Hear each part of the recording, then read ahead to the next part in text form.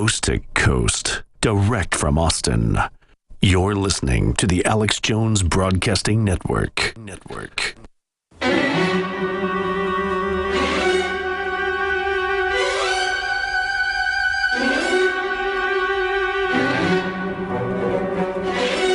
Fix bayonets. We are now entering overdrive with your host, Alex Jones, broadcasting live from the front lines.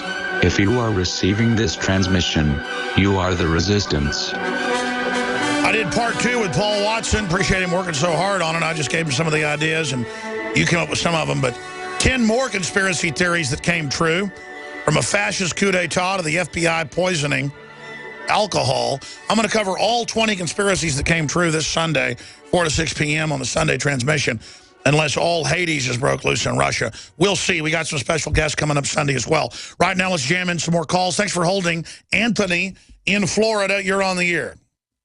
Hello? Yes, sir. Oh, hey, yeah. I'd just like to say that I completely agree with you that I think that Vladimir Putin is not dumb and that he knows exactly what's going on with this.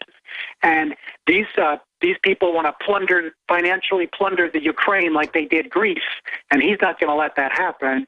And essentially, these people are so misguided that they're more than willing to pull the temple down on our heads, when it comes to nuclear war. And when that happens, and they're trying to steal Russia's pipelines that sell cheap gas to Europe. I mean, it's literal piracy. It is. There's a pitch battle going on for oil fields and equipment right now. And it's just amazing to watch this happening. And the elite we have are looting our bank accounts with Obamacare and open borders. We're all being looted. It's bankers. It's not even the U.S. government. It's a bunch of crazy people.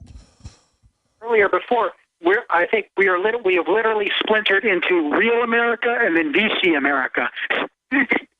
That's right. Yes.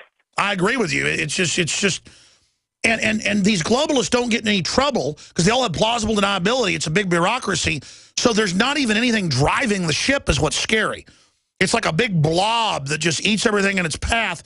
And now it's so used to eating everything, it's run into Russia with nukes and it's just going, bleh, give me all of it, mine. Bleh. And it's not that Russia's perfect either. It's just that this giant blob has now run up against a Byzantine caveman empire that isn't going to back down, and it's just like crazy. But that's where these blobs go to die. Hitler, Napoleon, they just always want to go destroy Russia. And I guess, you got to be for Hitler or you're not patriotic. I mean, you got to be against Russia. That's what's patriotic. I appreciate your call.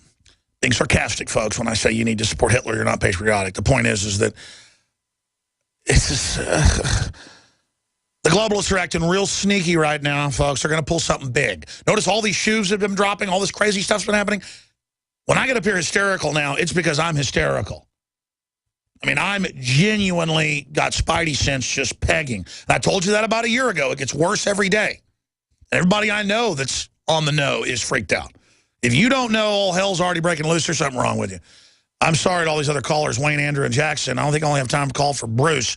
Bruce, thanks for calling from Michigan. You're on the air. Yeah, you're right to be worried. I'm surprised that Russia's been so patient compared to Ossetia. That war in '08 only lasted, was less than a month. They've stretched this out to 6 months now in eastern Ukraine. I wanted to recommend an article to you on LouRockwell.com. I was looking for another Paul Craig Roberts, and they didn't have him last night, but they had a guy I'd never read before named Clive Maunds, M-A-U-N-D-S. Sure, what's the name of the article? That's the best way to find it. I think it's like, can Russia survive the empire's onslaught? And he gives very good reasons why they will survive both economic sanctions and a cultural destabilization. It's like he has maps and charts that are very interesting. He says the great fear in the West is that the dollar will lose its reserve currency status, and they're going to do anything to keep it, and that means war with Russia. So either... But if you really look at it, messing with Russia is driving everybody out of the dollar. Our future will be a Great Depression again or World War III. It's a very good article. Wow, okay, I'm going to read it because that sounds accurate to me, but I want to see the perspective in the charts. I don't just look at media that reaffirms what I'm thinking, but that The sky is blue. And yeah, that's it. It's Great Depression or World War III. I choose Great Depression. All right, see you this Sunday. Great job with the crew. Sorry to the callers. The Genesis Communications Network is one of America's premier broadcast. Gusset of our 100%